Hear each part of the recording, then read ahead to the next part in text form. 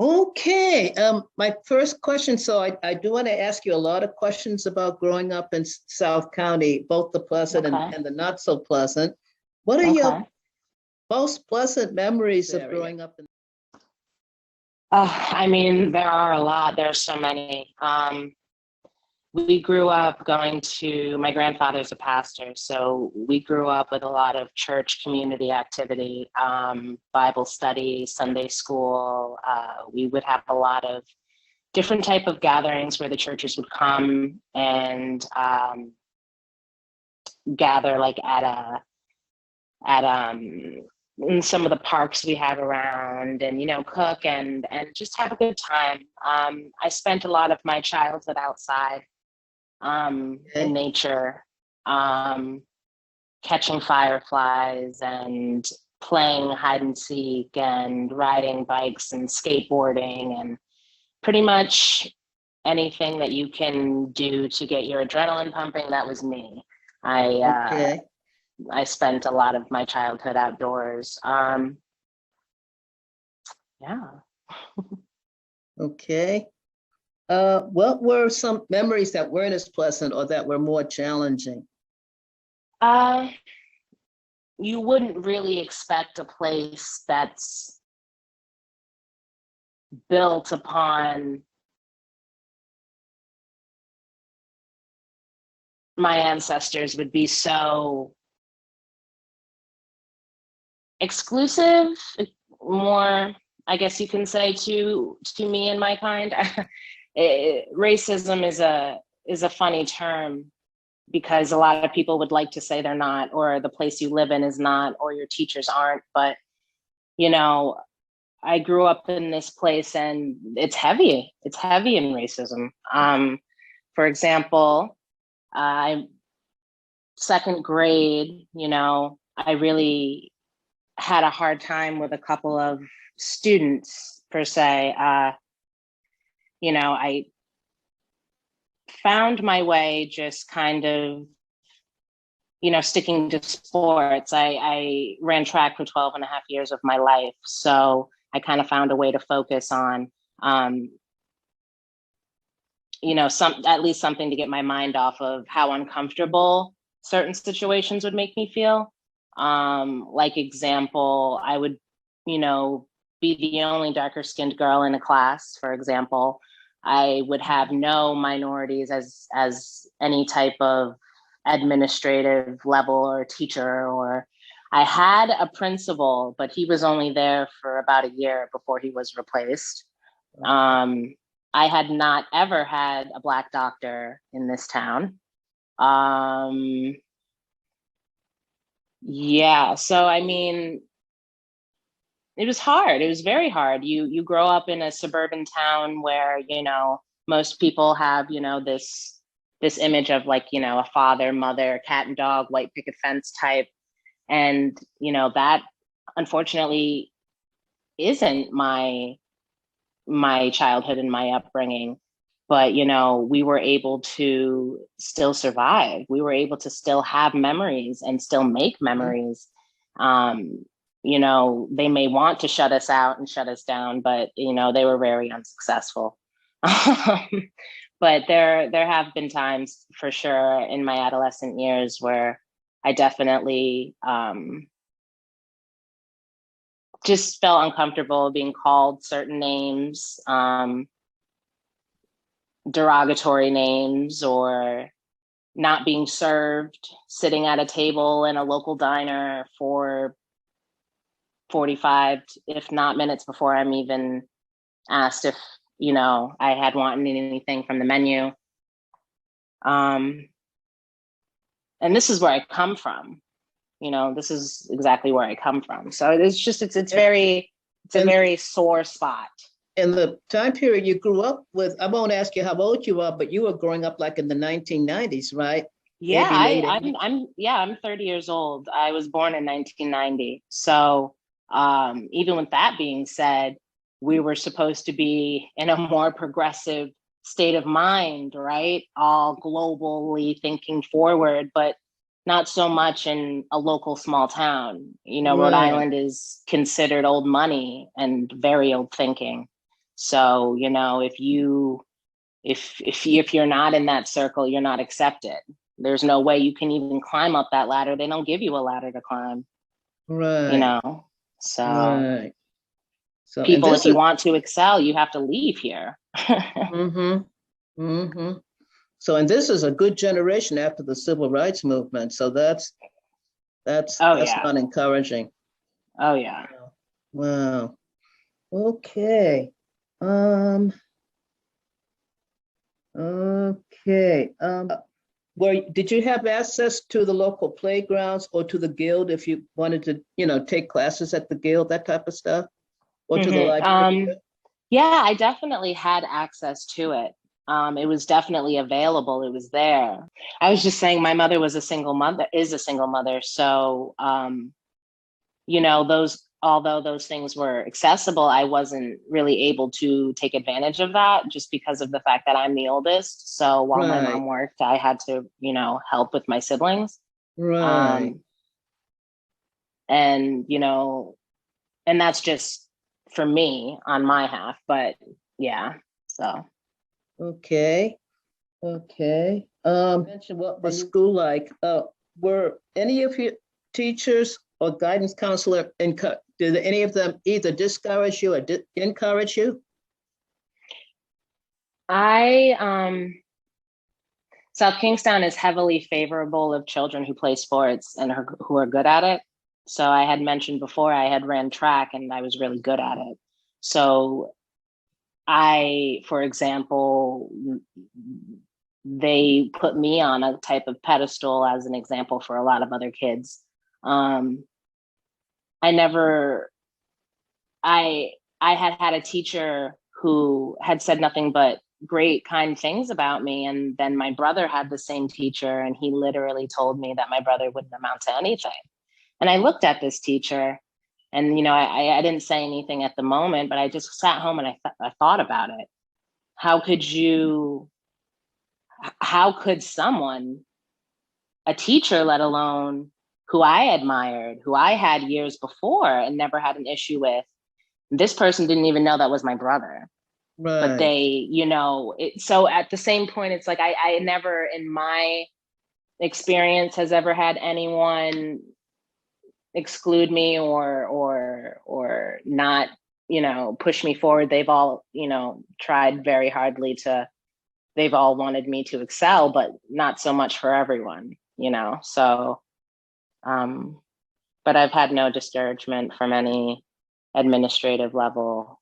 Okay. Or and like guidance counselors or people like Yeah, that. no, it's all been quite positive. I mean, That's good. yeah, quite positive. And I do want to know, both the negative, but also, the Yeah, positive I mean, experiences too.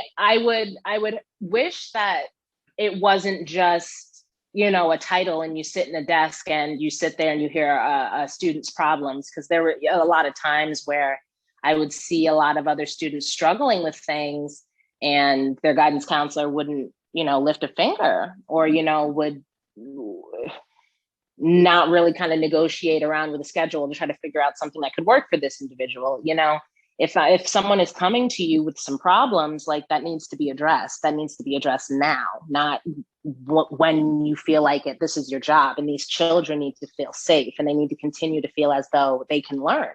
So Right. I do think that like some of them either need to be reevaluated or like just need maybe a course on what exactly your job is to continue to propel these kids forward, not keep them stuck in these ruts. And I Mhm. seem to see that they do that with a certain amount of children. You know, some they, you know, skate through, and others they just let stop, kind of stand still. And it doesn't need to be a pick and choose type thing, you know. Right. Right.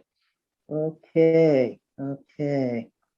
Um, and I know you were very much involved in church. And were you involved in other community and tribal activities at all? Um, yes and no. A lot of the younger generation, how do I word it? I guess you can say I did and I didn't. We purposefully didn't live on the reservation because my mom didn't want us to. She wanted us to be engrossed in both types of culture, multicultural. So, I mean, we have a background in our native, but we also, want to expand. It's not just what makes us, but also what can help propel us. So we lived off the reservation growing up. We've been to powwows, our Skimitskin before, obviously COVID and everything like that. But yes, we definitely participated in a lot of communal food drives, canned goods, just seeing where we can help right now. My grandfather's church is doing a food drive that comes up like every 2 to 3 weeks, perishable food, but like box containers of them, and they hand them out, drop them off at certain residences and stuff like that. So yes, definitely. Great, great. Okay, and have there been people from the church or from your own community who have encouraged you? Yes. I've had a lot of individuals, some teachers along the way who really took the time to stop and tell me, like, keep doing what you're doing. Like, whatever it is that you're doing, just keep going at the same pace. There is no need to rush. I graduated from SK in 2009 with a really, really elaborate track record. I ran for 12 and a half years. They were literally training me to be an Olympian, and I ended up choosing the entertainment route instead. I went to AMDA, the American Musical Dramatic Academy in Manhattan. Okay. I trained in musical theater, and all of those opportunities I would have never had if, these people didn't give me a shot, didn't give me a chance. And one of the teachers that I had actually filled out the information for this college because I just assumed they wouldn't want a girl from Rhode Island. Like, who would? But lo and behold, they ended up calling me back, and I auditioned, and 6 weeks later I get in. So I pack up everything and I move straight to New York, and I'm going to school with kids who have been training in ballet since they could walk. And here I am, just a malleable person, someone who comes from a place of extreme diversity, me, myself being so diverse. So, I couldn't have done a lot of the things that I've done in my life if it wasn't for a couple of, adults in my life. Miss Bjorna Sodi, for one, she's still a teacher at South County, at SK. And she would excuse some papers for me, knowing that, I was watching my siblings. She would give me some extra time to do, some reports. She just took the time for me.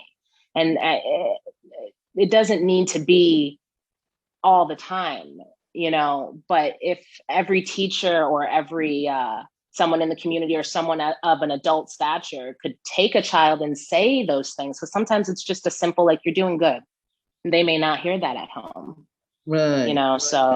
So I definitely do thank those people who. Oh no. So yeah, I think the question was just, had I had anyone in the community or administrative level that has kind of, pushed me forward. But definitely there has been a lot of adult-like figures who have pushed me and believed in me and, propelled me forward. So that's awesome. Awesome feeling. That's great. Humbling. Yes, yes. Okay. Okay. Have you heard any stories about what life was like? I mean, I've talked to your mother and grandfather, but what life was like either for them or for other older people in your family or in the community. Did anybody ever tell you stories about the past, what that was like? Yeah, like, I constantly overhear when my grandfather's driving. He's like, "Oh, I'm about to go into the city." And when he means the city, he means what, downtown Wakefield. It's changed immensely. This place is I wouldn't quite say for the better either. Yeah. Being an adult and being able to see this place for kind of what it really is and not just the aesthetic of how it looks is a bit triggering, because you would never want to believe that a place so beautiful can also be so vile at the same time that it is. Yeah. And the stories that I've heard from my grandfather and my mom are deafening, and it definitely makes you look at the world and your home a little differently. Having to see people just not even almost like accept that this is how you are supposed to be, or this is how you're supposed to act, and Right. that is all. You know, for instance, I think my mom might have told you how one of her grade school teachers had told her that Native Americans have no history, and that she Right. had to partner up with a French student, which got my mom really intrigued in French, and she ended up learning French. But just that an example, Mm-hmm. yeah. My sister, she was learning the boy in the stripe, watching the boy in the striped pajamas during Black History Month at South County High School. The boy in Like the that striped doesn't make any, pajamas. yeah, which is about concentration camps and Oh, okay. Yeah, yeah, okay. I know what you're talking about. I think I've heard yeah. about that too. Which the story is amazing to hear, and just it's very sad and touching. I get it, but like if we're gonna have 1 month dedicated to Black history, then why are you teaching Jewish history? I'm confused. I don't get Right. it. Right. I'm not, you know, but definitely just the opportunities, like seeing my mom go after job after job after job, and knowing that she's beyond overqualified and not even giving the shot. Same as Mm-hmm. me. Luckily for me, I'm an actress, so I'm very able to swap and change whenever I want. So I can go into a situation, and no matter if they're going to like me for my skin tone or not, like I'm going to be able to connect with you over something. Right. So a lot of the opportunities job wise that I've had aren't in this state. My acting jobs for HBO and Cinemax, like I didn't get any of those from anybody here in Rhode Island. I got that all from all the hard work and connections that I made in New York by myself. Wow. Wow. So, you know, it's, and I'm not asking for help. You know what I mean? I don't want the help. I want to be able to know that what that I get in my career is all from me. Um, Yes.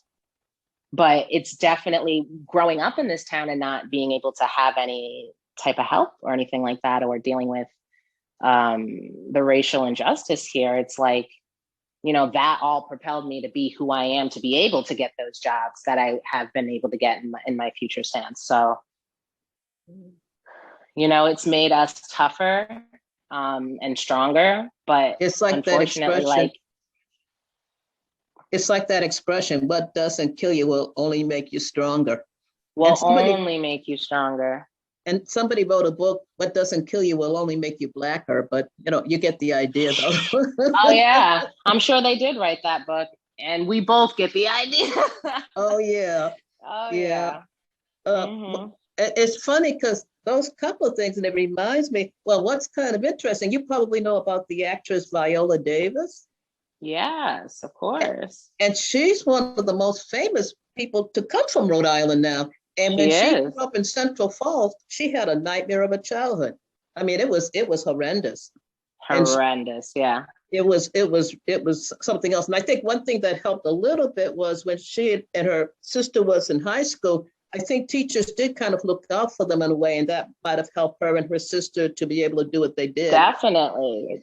To be able to have almost like a big sister looking over you, or a big brother looking over you type thing, is Oh, where you can't get it in a community, or you can't get it at home. Like that is definitely beautiful. Like I love her. She's amazing. She's She's definitely an great. idol. And Yeah, she and then is. She is. and this is the story, and I'll encourage you to share this with your mother because she was talking about how her teacher said, you have no history, right? Little did the teacher Hmm. know. Well, there was a man, you probably heard of him, Arthur Schomburg. He was a Black man from Puerto Rico, and his teacher Okay. told him how Black people had no history. And he got so mad that ultimately, when he moved to New York, he built up the world's biggest library of about Of Black Black people history. worldwide. Wow. And now it's part of the New York Public Library, the Schomburg Library. Yes, I've been in there. Yeah, yeah. Wow, And wow, what wow. inspired him was his teachers saying, you have no history. And he got mad and built up a collection to disprove that point. So, Yeah, yeah. Hmm. yeah, Wow. That's a beautiful story. yes. And I'm glad you visited the Schomburg Center. So that's great. That's Oh great. yeah. Oh yeah. I've been able to live in Australia, Indonesia, Malaysia, Philippines, Shanghai, Singapore, and I think that's it. Okay. In my tiny years of yeah, So I have. I you've done some traveling. Yes, I have. I've been very, very fortunate enough to be one of the few who actually left and continued to leave and come back and leave and come back. But I have traveled. Probably one of the best trips of my life. We left, me and my best friend rented a car to sleep in.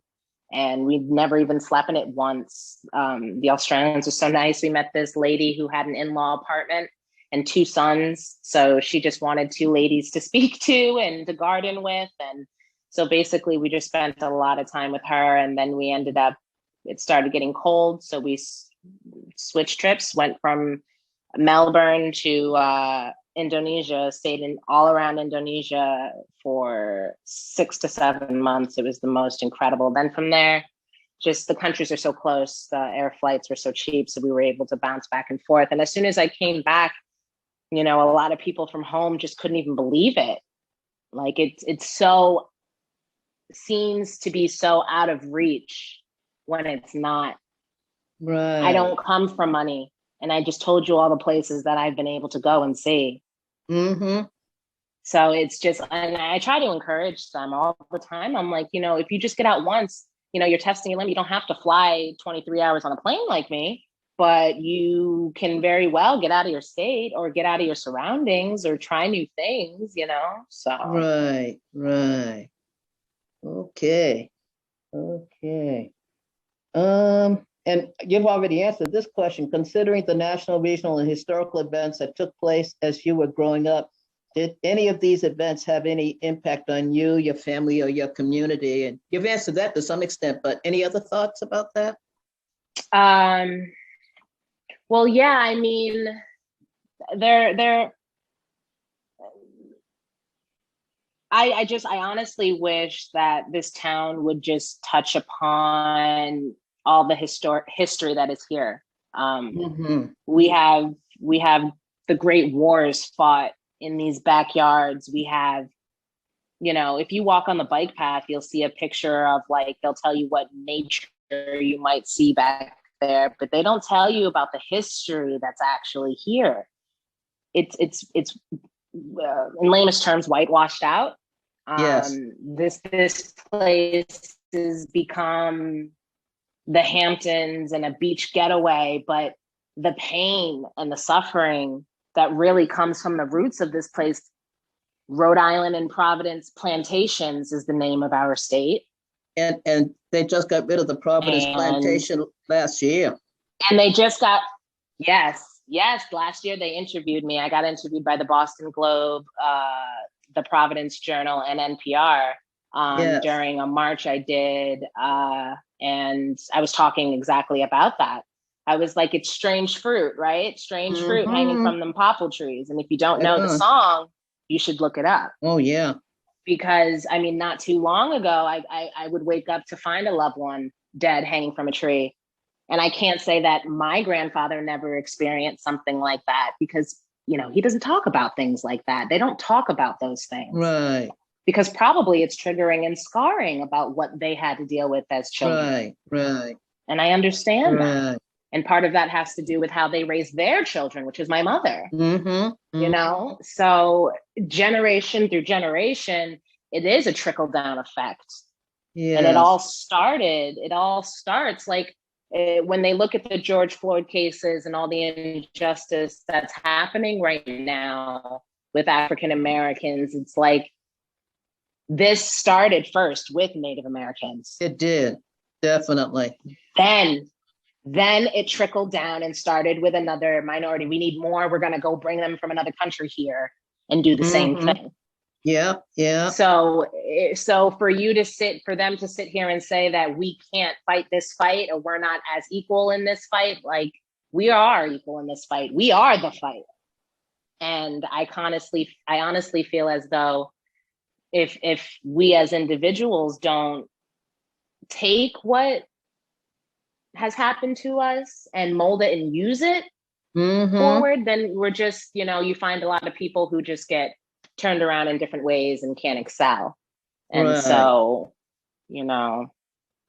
that's definitely one horrible aspect about that. But then it needs to be taught.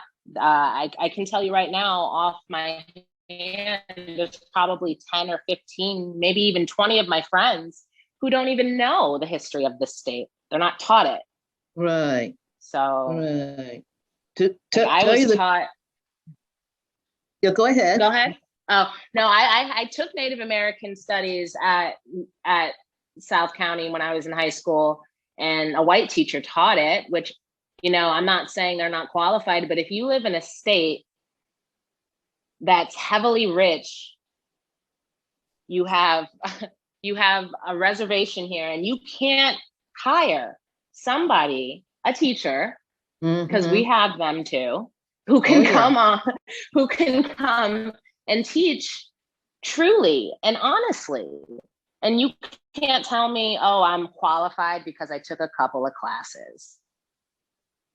That's your excuse, and I'm supposed to sit back and accept that because this is my teacher and this is also my elder, right? No, I'm sorry. That's not how it goes. And these children today are even more vocal than we were as a generation. Like my sister's generation, they take nothing. Get what I'm saying? And I honestly wish my generation was more like that. But me as an individual, I am. But yeah.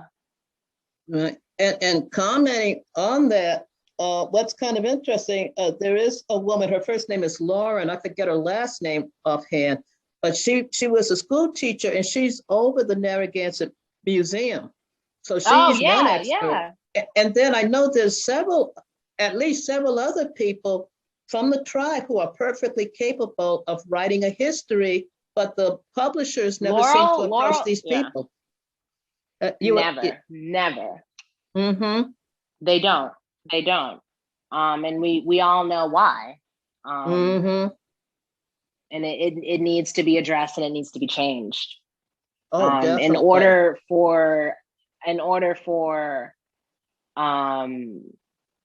change to happen, it needs to start at this level first. Like if you're going to continue teaching these children nothing, then how do you expect them? Yeah, exactly. They're not going to be able to handle these situations when they're thrown into diverse situations if they've never been talked about or discussed, or you don't have anyone in your class who looks different from you, or any of those things. That's the whole purpose. But yeah, they're and it's funny. You see nothing but like looking for, or we're hiring, and majority of the places that are hiring are all like blue collar type jobs.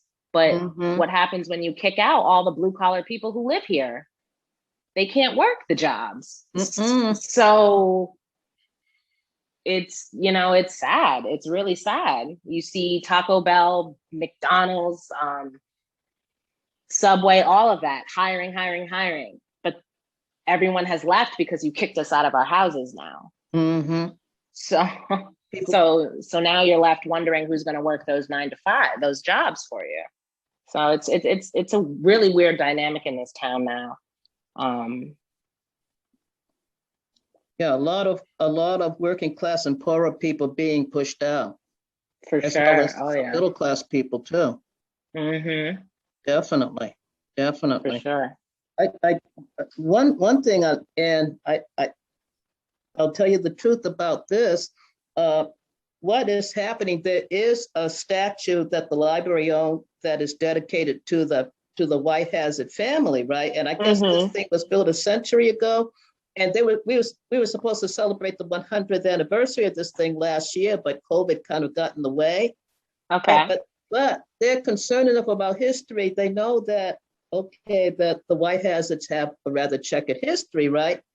This is why I'm doing this. I'm trying to interview as many people as I can to Mm-hmm. present a different side of the story so that if anybody, protests, if once that goes up, we can say, well, we have another point of view on it.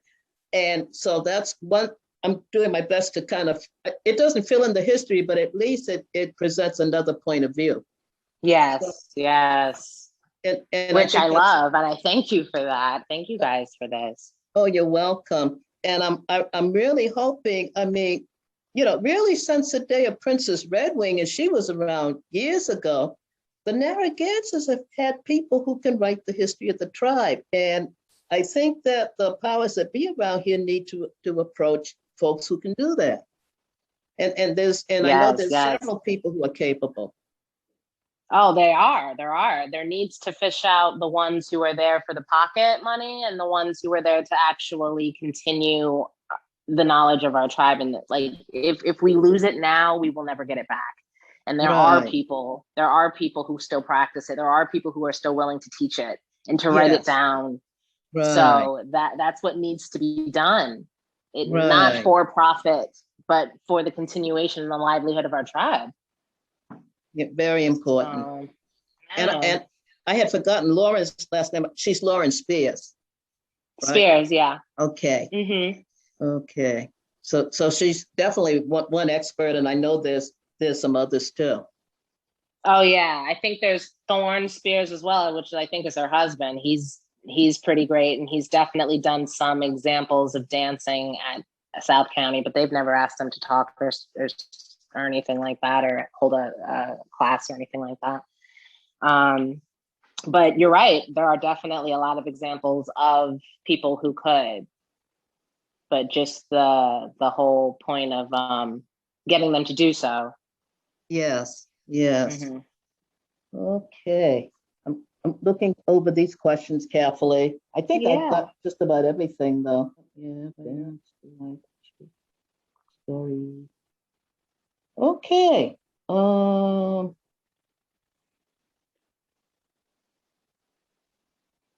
Okay. Any other thoughts or questions?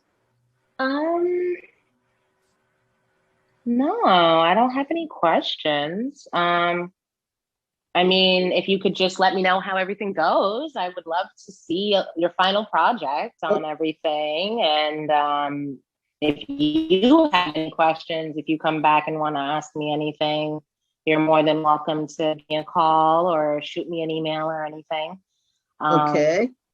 but I appreciate you guys asking. Like, this is really awesome, and it needs to be. We need more exposure. Our stories need to be told, and not just from a point of view of please donate. This just needs to be Right. addressed. And at the end of the day, like, you guys are doing that. So thank you.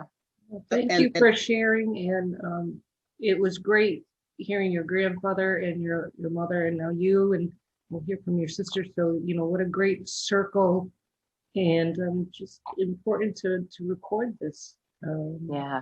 That's where oh, it it is. starts. The truth. Yeah. Thank you So so much. so hopefully, as the tapes are finished, I'm hoping we can get everything out to the different ones who participated, and Yeah. eventually, all of this will be going on the library's website. Awesome. Okay. And this past December, we had a panel of scholars of color to address the early history. And that turned out to be like a 2 hour long thing. So it was pretty long. And I think it's still somewhere on the library website. So that's I'm so into that. So go I'm to constantly watching Smithsonian Channel and History Channel, War Channel, so name it. But that sounds very intriguing, and I would definitely love to see that. That's Okay. on our library YouTube channel. So if you Okay. just search South Kingstown Public Library YouTube, and please subscribe. The more subscribers Yes. we get, the better. And it was a great, very eye-opening lecture and group of people, and it was very, very thought-provoking. So Yeah. Oh, anyway, yeah. so Oh, yeah. so between the traditional history being recognized, which it will be, and I think they need to also present that from more than one point of view. And then what we're doing, and I'm hoping that eventually people will be approached to write and contribute. I think that should hopefully fill in a lot of things. Maybe not everything, but at least it should. Oh, yeah. To start. Definitely. Yeah. Yeah, you're on the right path. You're doing everything you should be doing, Donna. I'm telling you. Sometimes it just needs a little push, and Right.